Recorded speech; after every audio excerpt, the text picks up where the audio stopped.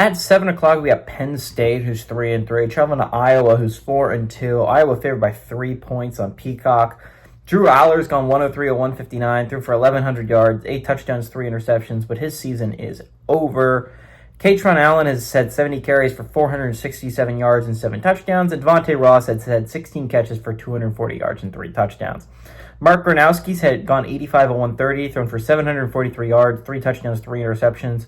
Kamari Moulton has had 50 carries for 261 yards and 2 touchdowns, and Sam Phillips has had 11 catches for 193 yards.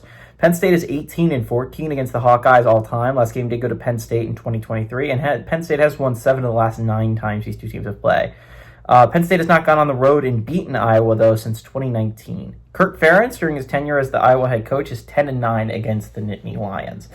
I think I would be remiss not to mention at least a couple things that happened insanely for Penn State in this last week, right? Obviously, they lost an absolutely unforgivable game against Northwestern last week that officially eliminated them from playoff contention. And with that, they've had the head coach, James Franklin, fired. I think that's a mistake. I'm going to go out on a limb and say that I think that's a mistake. I think James Franklin has done a really good job at Penn State. I understand he had a really bad year this year. It was not a good year. But I think the idea that he couldn't win the big game, right, and that's why you needed to fire him is a dangerous idea, right? I think we can go back. The only time this has really worked is when Georgia has fired Mark Richt because he couldn't win the big game, and they got Kirby Smart, who did win the big game, right? And so that's the only time in recent memory it's really, you could go back to Nebraska when they fired Bo Pelini. Nebraska had been a travesty since then until Matt Rule showed up, right? It was bad for over a decade. You're talking about just atrocious college football team. Wisconsin, they fired Paul Chryst, if you do not remember, because they couldn't get over the hump, right? Wisconsin could be like a 10-2, 9-3 squad, but they couldn't beat Ohio State. They couldn't beat Penn State, right?